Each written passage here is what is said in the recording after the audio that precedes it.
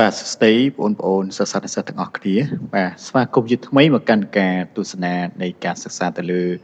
ស្នាដៃអក្សរសិល្ប៍ឬរាមកេរ្តិ៍របស់យើងបន្តបាទតែថ្ងៃនេះលោកគ្រូនឹងលើកយកខ្សែទី9នៃរឿងរាមកេរ្តិ៍បន្តទៀតបាទបងប្អូនអរគ្នាបាទនៅក្នុងខ្សែទី8បាទយ៉ាងម៉េចដែរបាទបងប្អូនទាំងគ្នាទទួលបាននូវការយល់ដឹងទាក់ទងនឹងខ្សែទី8កម្រិតណាដែរបាទអញ្ចឹងបើសិនជាមានចំណុចដែរបងប្អូនអរគ្នាមិនទាន់ច្បាស់លាស់ឬក៏ការបញ្យល់របស់គ្រូមិនទាន់យល់អាច comment បន្ថែមនៅខាងក្រោមវីដេអូបាទហើយបើមានចំណុចខ្វះខាតត្រង់ចំណុចណាបាទសូមអាចថាយើងលើកឡើងនៅខាងក្រោមវីដេអូមកដើម្បីលោកគ្រូមានការកែឡើងវិញតម្រូវឡើងវិញចំពោះបងប្អូនអរគ្នាដើម្បីឲ្យយើងកាន់តែយល់ច្បាស់បាទអញ្ចឹងឥឡូវនេះយើងបន្តចូលខ្សែទី9បាទដែលទាក់ទងទៅនឹងរឿងរាមកេរ្តិ៍របស់យើងបាទប៉ុន្តែមុននឹងចូលដល់ខ្សែទី9បាទយើងរំលឹកបន្តិចទៅទាក់ទងទៅនឹងខ្សែទី8របស់យើងបាទនៅក្នុងខ្សែទី8បាទគឺចាប់ដើមជាសង្គ្រាមមកដល់ហើយបាទទាក់ទងទៅនឹងខ្សែទី8បាទអញ្ចឹងចំណុចនៃខ្សែទី8បងប្អូនអរគ្នាចំណុចនៃដើមខ្សែទី8ដែលគ្រូនឹងរំលឹកនេះគឺទី1គឺដើមខ្សែទី8គឺយើងនិយាយអំពីព្រះរាមដែលបានលើកទ័ពបាទស្វាបាទទ័ពព្រះអង្គទៅដល់ក្រុងលង្កាបាទហើយពេលនោះដែរគឺក្រុងរាពណ៍បាទគឺជាបាទក្រុងរាពណ៍គឺជាយៈបាទគឺស្ដេចយៈដែលចាប់យកនាងសីតាទៅហ្នឹងគឺបាទទូលស្គរប្រមូលទ័ពហើយបន្តមកទៀតក៏បានប្រើឲ្យពិភេកបាទឬក៏បញ្ជាឲ្យពិភេកទូទាយពីវាសនានគរបាទហើយពិភេកក៏បានទូទាយទៅថាបាទគឺមិនល្អហើយស្នើឲ្យយកនាងសីតាថ្វាយព្រះរាមវិញបាទមិនត្រឹមតែប៉ុណ្ណោះបាទពិភេកបានប្រៀបប្រដូចបាទក្រុងរាពណ៍ថាជាសត្វក្អែកដែលពំអីចឹងទៅបកាយពិទូសុរកានទុកឲ្យឆេះសម្បុកបាទបន្តមកទៀតបាទខ្សែទី8របស់យើងបាទចំណុចដើមខ្សែនេះគូបានបញ្ជាក់អញ្ចឹងបាទហើយចំណុចទី2គឺតាក់ទងទៅនឹងខ្សែទី8ទៀតសោតគឺក្រុងរាពណ៍ខឹងខ្លាំងបាទទៅលើពិភេកដែលបានទូទាយដែលបាននិយាយឲ្យស្នើសុំឲ្យយកនាងសីតាត្រឡប់ទៅឲ្យព្រាហ្មណ៍វិញគឺក្រុងរាពណ៍ខឹងខ្លាំងហើយក៏ដោះស្បែកជើងវាយក្បាលពិភេកបាទពិភេកខឹង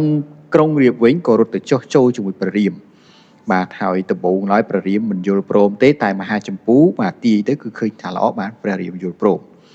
ចំណុចទី3បន្តទៀតគឺក្រុងរាពណ៍ខឹងនឹងពិភេកហើយក៏ទៅគិតគូរជាមួយនឹងនាងមណ្ឌោគិរីនាងមណ្ឌោគិរីហ្នឹងក៏យល់ដោយពិភេកដែរ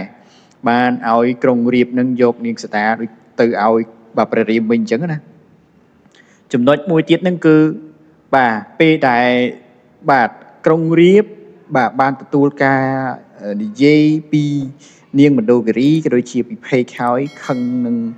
បាទពិភេកហើយនាងមណ្ឌោគិរីក៏គិតដោយពិភេកដែរហ្នឹងអញ្ចឹងចុងក្រោយបាទគឺក្រុងរាពណ៍សម្រេចចិត្តធ្វើសង្គ្រាមដោយខ្លួនឯងតែម្ដងហើយនៅក្នុងវគ្គទី8បាទសង្គ្រាមគឺបាទកើតឡើងគឺមានទាំងអស់គឺ4លើកបាទគឺ4ចំណុចនៃសង្គ្រាមបាទលោកគ្រូបញ្ជាក់ឲ្យច្បាស់ណាបងប្អូនគ្នាត្រូវចងចាំចំណុចនេះសង្គ្រាមទី1គឺដូចលោកគ្រូបានបញ្ជាក់នៅវីដេអូមុនអញ្ចឹងគេហៅថាល្បិចយាមព្រៃកុំឲ្យទ័ពស្វាបេះផ្លែឈើស៊ីបាទឬក៏យើងហៅថាល្បិចនៅក្នុងការដែលក្រុងរាពណ៍ផ្ដាច់ស្បៀងរបស់ស្វាអញ្ចឹងយើងឃើញថាត្រង់ចំណុចនៃល្បិចរបស់ក្រុងរាពណ៍ក្នុងការធ្វើសង្គ្រាមមួយព្រះរាមទី1គឺល្បិចបាទគឺល្បិចយាមព្រៃកុំឲ្យទ័ពស្វាបេះផ្លែឈើស៊ីបាទចឹងតើល្បិចនឹងយ៉ាងម៉េចខ្លះគឺក្រុងរាពណ៍ប្រើឲ្យយៈម្នាក់បាទឈ្មោះថារុក្ខសេនទៅយាមព្រៃចឹងទំនាស់ក៏កើតមានឡើងរវាងបាទរុក្ខរៈដែលជាស្វាហើយនឹងរុក្ខសេនគឺជាយៈបាទការប្រយុទ្ធគ្នានឹងគឺមានការប្រយុទ្ធដ៏ខ្លាំងក្លាគឺស្លាប់អស់នៅសល់តែយៈមួយទេបាទហើយទៅប្រាប់ក្រុងរាពណ៍ថាហនុមានស្លាប់ចឹងគាត់ច្រឡំបាទច្រឡំរុក្ខសៈសទោគឺច្រឡំរុក្ខរៈបាទជាហនុមានណាបាទអញ្ចឹងគឺគាត់ប្រាប់ក្រុងរាពណ៍ថាហនុមានបានស្លាប់បាទហើយពេលនោះដែរគឺក្រុងរាពណ៍គឺត្រេកអរខ្លាំងហើយក៏ឲ្យគេលើកឆ័ត្រជ័យបាទលើកឆ័ត្រជ័យបាទដើម្បីបង្ហោះទៅពាសពេញអាកាសបាទដើម្បីឲ្យព្រះរាមហ្នឹងបាទដកទ័ពអីចឹងណាបាទពូគិតថាបាទហនុមានស្លាប់ហើយអញ្ចឹងគឺប្រហែលជាយើងលើកឆ័ត្រជ័យទៅគឺព្រះរាមនឹងដកទ័ពតែមានណាបាទគឺព្រះរាមបានថ្លែងសរកំទេចឆ័ត្រនឹងតិចទីអស់ នឹងជាសង្គ្រាមលើកទី1គឺជាសង្គ្រាមទី1នៅក្នុងខ្សែទី8បាទសង្គ្រាមដែលគាត់ប្រើល្បិចខ្លួនឯងនៅក្នុងការច្បាំងនេះបាទអញ្ចឹងចាំណាទី2គឺបាទគឺសង្គ្រាមទី2ហ្នឹងគឺបាទពេលដែលចាញ់ពេលដែលបាទព្រះរាមថ្លែងសរកំទេចឆាត់នឹងហើយក្រុងរាពណ៍ក៏បានចាប់នាងសីតាហោះទៅឡើងលើដើម្បីបញ្ឈឺចិត្តបាទដើម្បីឈឺចិត្តព្រះរាមអីចឹងណាបាទហ្នឹងគឺចំណុចទី2បាទអញ្ចឹងពិភេកប្រាប់ការពិតទៅក៏សូត្រមុនបាទគឺធ្វើឲ្យក្រុងរាពណ៍ហ្នឹងចុកពុះសន្លប់លើរាជរថបាទហ្នឹងទី2ទី3គឺព្រះរាមបានចាត់ឲ្យអង្គុតបាទយកសារទៅបាទទៅថ្វាយក្រុងរាពណ៍បាទអញ្ចឹងទំនាស់បាទយកទៅឲ្យក្រុងរាពណ៍អញ្ចឹងដើម្បីចេញមកច្បាំងអញ្ចឹងណាអញ្ចឹងទំនាស់ក៏កើតឡើងបាទមានឡើងរវាងអង្គុតបាទនិងទ័ពយក្សតែយើងឃើញថាអង្គុតបាទឈឺតឱកាសនៃការចូលទៅយកសារទៅឲ្យក្រុងរាពណ៍ហ្នឹងគឺបានទះក្បាលបាទក្រុងរាពណ៍សន្លប់ទៀតផងហើយមិនត្រឹមតែប៉ុណ្ណោះទេអង្គុតក៏បានយកពេជ្រនៅលើក្បាលរបស់ក្រុងរាពណ៍រត់ទៀតផងបាទហើយមិនត្រឹមតែប៉ុណ្ណោះទេគឺមានយក្សដល់ទៅ4នាក់ដែលបានដេញតាមបាទអង្គុតហ្នឹងហើយអង្គុតក៏វាយយក្សទាំង4នាក់ហ្នឹងដាច់ក្បាលទៀតបាទហើយបានយកដំណឹងទៅថ្វាយព្រះរាមហើយចំណុចទី4នឹងទៀតសោតហ្នឹងគឺក្រុងរាពណ៍បានឲ្យកុម្ពកាបាទច្បាំងបាទជាមួយនឹងព្រះរាមបាទហើយការដែលកុម្ពកាបានទទួលគឺក៏ស្នើបាទកុម្ពកាមុននឹងទទួលការចេញទៅច្បាំងគឺបានស្នើឲ្យក្រុងរាពណ៍ហ្នឹងយកនាងសីតាទៅថ្វាយព្រះរាមវិញទៅបាទគឺនាំតែកុំឲ្យវាពិបាកក្នុងការធ្វើសង្គ្រាមបាទគឺ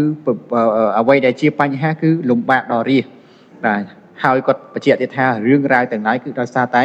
នាងសូរបនខាចង់ប្រុសខុសច្បាប់តែប៉ុណ្ណោះបាទអញ្ចឹងកន្លែងនេះគឺជាអ្វីដែលបាទកុម្ពកានិយាយស្នើទៅកាន់ក្រុងរាពណ៍ហើយក្រុងរាពណ៍បានចោទកុម្ពកាទៅវិញថាខ្លាចស្លាប់អញ្ចឹងនៅចុងខ្សែទី8របស់យើងគឺកុម្ពកាបាទដោយសារតែក្រុងរាពណ៍បញ្ឈឺចិត្តថាខ្លាចស្លាប់មែនអញ្ចឹងកុម្ពកាក៏ដាច់ចិត្តចេញទៅច្បាំងតែម្ដងបាទនេះគឺជារឿងរ៉ាវនៅក្នុងខ្សែទី8ដែលលោកគ្រូរំលឹកហើយរំលឹកទៀតបាទគឺអានហើយបញ្យល់ទៀតដើម្បីឲ្យយើងយល់កាន់តែច្បាស់ឲ្យយើងចងចាំសាច់រឿងបាទអញ្ចឹងបងប្អូនគ្រាន់តែយើងយកចិត្តទុកដាក់ទៅតាមអ្វីដែលគ្រូបញ្យល់ទៅគឺយើងនឹងអាចចេះហើយបាទឥឡូវនេះកុំឲ្យខាត់ពេលយូរយើងចូលទៅកាន់ខ្សែទី9ទាំងអស់គ្នាថាតើសាច់រឿងរបស់យើងយ៉ាងណាទៀតបន្ទាប់ពី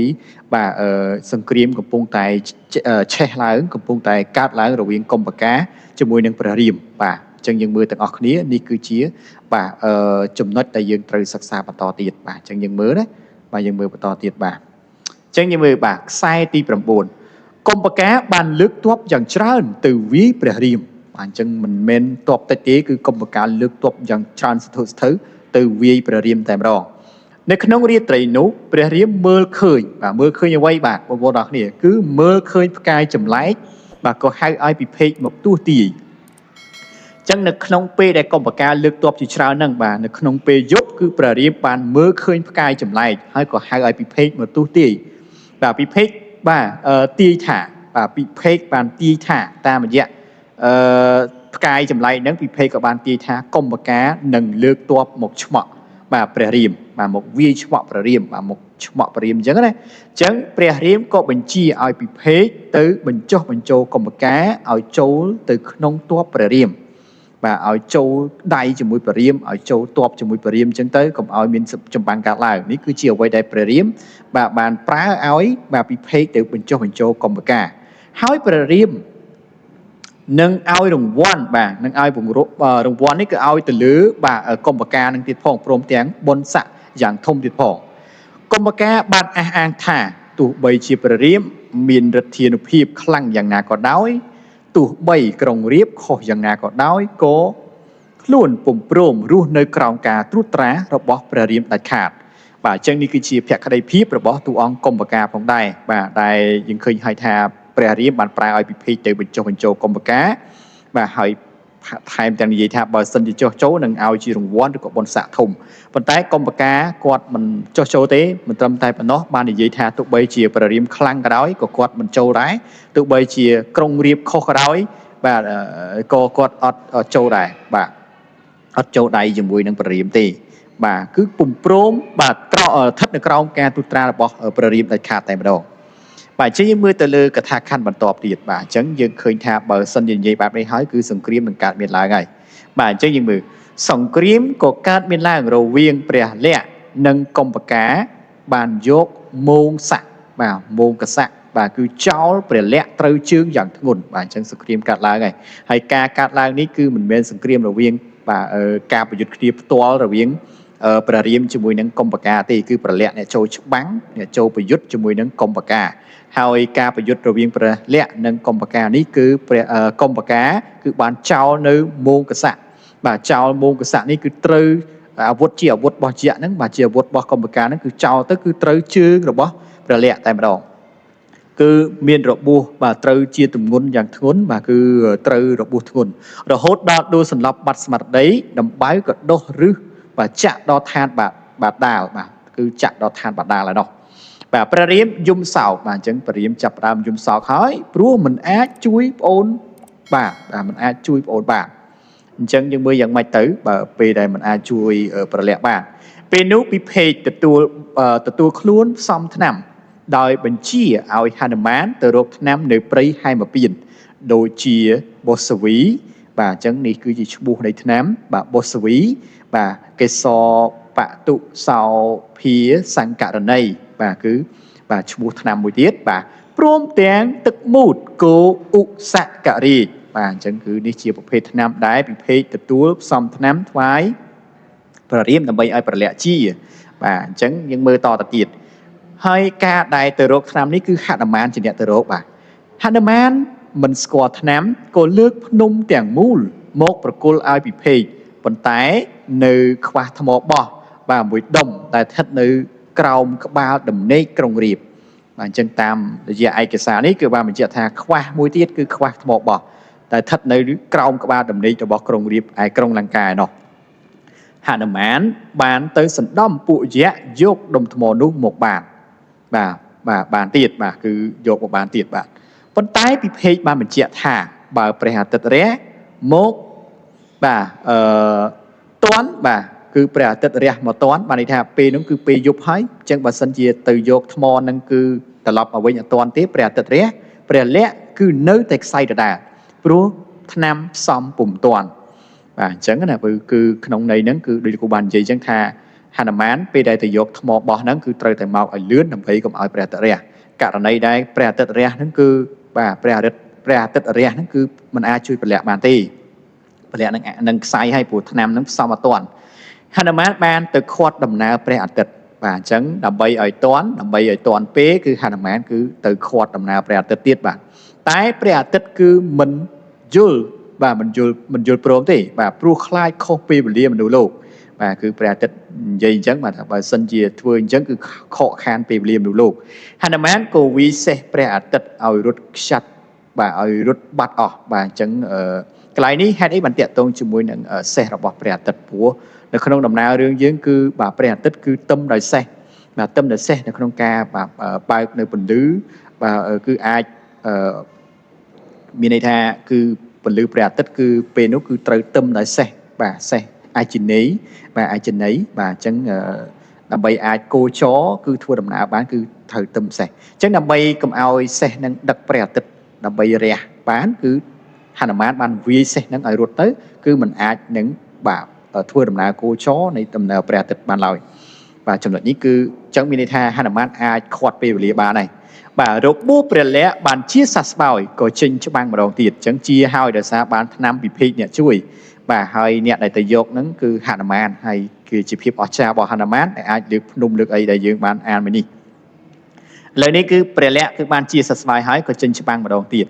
ម្ដងនេះព្រះលក្សណ៍បានសម្លាប់កុម្ពកាបាទអញ្ចឹងព្រះលក្សណ៍បានសម្លាប់កុម្ពកាដោយជោគជ័យបន្ទាប់មកក្រុងរាពណ៍បញ្ជាឲ្យឥន្ទ្រជិតចូលច្បាំងបន្តបាទអញ្ចឹងគឺមេទ័ពមួយទៀតហើយបាទគឺឥន្ទ្រជិតចូលច្បាំងបន្តសង្គ្រាមក៏បានកើតឡើងយ៉ាងយូរបាទទីបំផុតឥន្ទ្រជិតក៏ថ្លែងសរនិបាសចាប់ទ័ពស្វានិងព្រះលក្សណ៍ជាប់បាទអញ្ចឹងយើងឃើញថាមេទ័ពយក្សឥន្ទ្រជិតនេះគឺខ្លាំងដែរបាទគឺសង្គ្រាមកើតឡើងយូរហើយឥន្ទ្រជិតហ្នឹងគឺបានសរចេញជានិបាស và chân chỉ niệm hay chỉ sạch niệm so tới chân chỉ sạch niệm hỏi bót tuốt xoa hay nâng bật lẹ chuột tại mà đó và những mơ nơi trong xài thì làm buồn ý và những mơ đó và trong chùm lệch đi đấy và những tỏ chùm lệch đi hỏi chẳng những khi ha bật lẹ cứ miền cừu nặng chỉ lược tí pí và cứ đòi xa tại so rồi bỏ ân ra chết chập tiền bật lẹ chập tiền tuốt xoa tiền ở chuột chẳng bè riêng dung sau mà đòn tiệt riêng dung sau mà đòn tiệt hỏi prú trúng mình ác chuối bè lẹ bàn tì hỏi có cầm hai tì bờ đà và đây cầm hai cứ cầm riêng đo tì bờ đà và than lửa ao chuối đòiประกาศ thả bè óng nâng cừu ven nu xó từ than lửa ao check tì ó rồi sân bà bè lẹ scut nụ chẳng mà bè riêng cứ cầm hai nhỏ tì bờ đà và mình chuối thế cứ nâng cầu ven nu rồi bọc lút làm bây check tì từ than tì bờ đà tặng ọ là bà sân bà bè lẹ nâng scut chẳng tì bờ đà có phật phây đã có phật phấy có từ ông vô bẹt prum và chứng tì vào đá cứ bán từ ông vô bẹt prum ở lên cốt bị trùng và đam bay đánh niệm ân từ chật chỉnh và chứng những mới nó cái lại ni cứ và bẹt prum bàn và ở lên cốt chỉnh bị trúng và cứ cốtរបស់bẹt prum cứ kháng để ai đánh sắt niệmរបស់ân từ chật bàn chứng được bên nô hói cứ ai chui đụng đỏ và lẹ bàn rồi có chui đụng đỏ tuột phaរបស់ប្រិយបានchẳng như mấy cái lại này nếu tí bom phốt bè lẽ nâng tuột phá có ban ruột chỉ vật làng vinh bà chẳng bồn đó khía này cứ chia khâm xa này nóng và vẹn tí pram buồn bà là cru xong bình dồi của phần nắng hay là lời ní cứ khát đau này mà vĩnh bà cứ bình dồi bồn đó khía đòi sầm khẹp làng vinh bà trong trong lệch này bà trong nói đi muối được không sai thì pram buồn này là cru cục bông tại bình dồi này cứ công bạc cá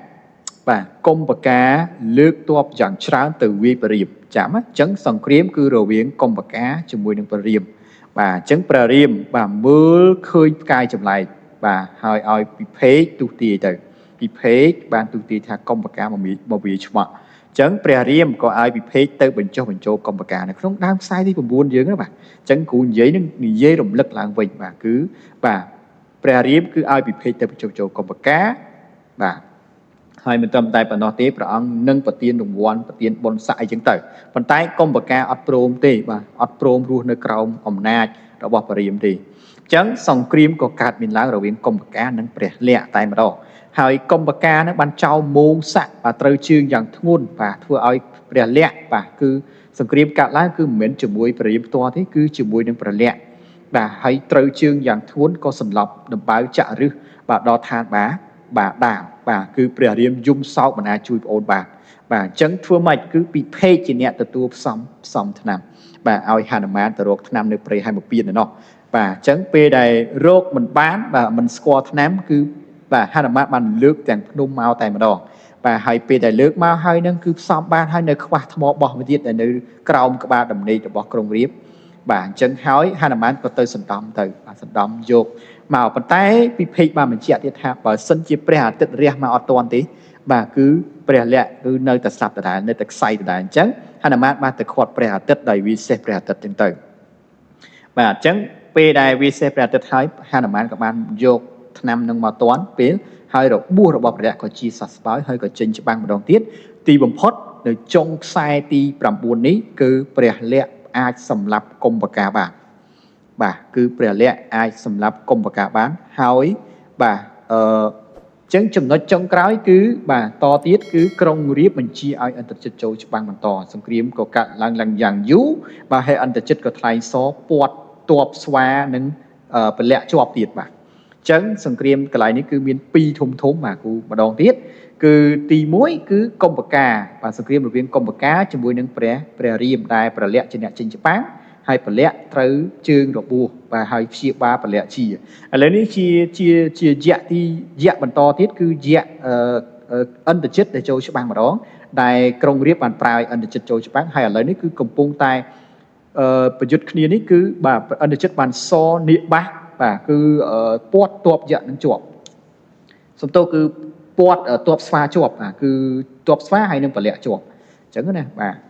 អញ្ចឹងព្រះរាមបាទយំសោកម្ដងទៀតដោយសារតែអាចជួយបងអូនបានអញ្ចឹងក៏គម្រាមកំហែងដល់ទេវតាបើសិនជាបលៈស្លាប់ សកតបាទគឺនឹងក្រវែងធ្នូឲ្យខ្ទេចខ្ទីនៅឋានលើអញ្ចឹងទេវតាផិតភ័យបានទៅអង្វរព្រះព្រំឲ្យលេងគ្រុឌដើម្បីដេញនាគឥន្ទ្រជិតចេញអញ្ចឹងនេះបានជាកលែងដែលបញ្ចប់ណាជាចុងបញ្ចប់នៃខ្សែទី9គឺត្រឹមតែបាទព្រះលក្ខណ៍បាទរួចខ្លួនពីឥន្ទ្រជិតហើយក៏បាទរួចខ្លួនពីទាំងប្រលក្ខទាំងទ័ពស្វានឹងផងដែរបាទណាតួណាបងប្អូនទាំងគ្នាបាទអញ្ចឹងមានតែ2ទេសង្គ្រាមនេះគឺមាន2នៅក្នុងវគ្គទី9បញ្ជាក់ម្ដងទៀតបាទទី1គឺកុម្ពកាជាមួយនឹងព្រះរាមព្រះលក្ខណ៍តែព្រះលក្ខណ៍គឺមានរបួសដោយសារតែកុម្ពកាគឺត្រូវជើងហើយការព្យាបាលគឺមានការព្យាបាលពីពិភេកបាទពិភេកបានផ្សំថ្នាំហើយហនុមានជាអ្នកស្វែងរកហើយរកមិនឃើញក៏លើកទាំងភ្នំទាំងអីហើយទៅខ្លាចខាតពេលវេលាគឺបានទៅវាយសេះព្រះអាទិត្យព្រះអីយ៉ាងទៅតែយកថ្មបោះនៅឯក្រុងលង្កាបាទហើយទី2គឺបាទសង្គ្រាមទី2គឺក្រុងរាពណ៍បានបញ្ជាឲ្យឥន្ទ្រជិតចូលច្បាំងបន្តហើយឥន្ទ្រជិតបានសនេះបាសទៅគឺជាប់បាទពាត់ទ័ពស្វាជាប់ហើយនឹងពលៈជាប់អញ្ចឹងព្រះរាមយំជាលើកទី2បាទដោយសារជួយប្អូនបានអញ្ចឹងដើម្បីជួយប្អូនបានគឺគម្រាមដល់ឋានទេវតាបាទឲ្យទេវតាជួយអញ្ចឹងទេវតាក៏ទៅពឹងឲ្យព្រះព្រំបាទលែងនាគពីទ្រង់ដើម្បីដេញបាទនាគរបស់យក្សឥន្ទ្រជិតចេញអញ្ចឹងទីបំផុតក៏អាចជួយទ័ពស្វានិងពលៈបានឲ្យរួចជីវិតឡើងវិញបាទចឹងសង្ឃឹមថាបងប្អូនទាំងគ្នានឹងបានយល់បាទលោកគ្រូព្យាយាមបញ្យល់ហើយបញ្យល់ទៀតបាទហើយនៅតែចំណុចខ្លះគឺនៅមុនក្រោយអញ្ចឹងអាចថាបញ្ជាក់ម្ដងហើយម្ដងទៀតដើម្បីឲ្យច្បាស់ឡើងវិញបាទអញ្ចឹងអរគុណចំពោះការទស្សនាហើយយើងនឹងជួបគ្នានៅខ្សែបន្តទៀតគឺខ្សែទី10បាទអរគុណច្រើន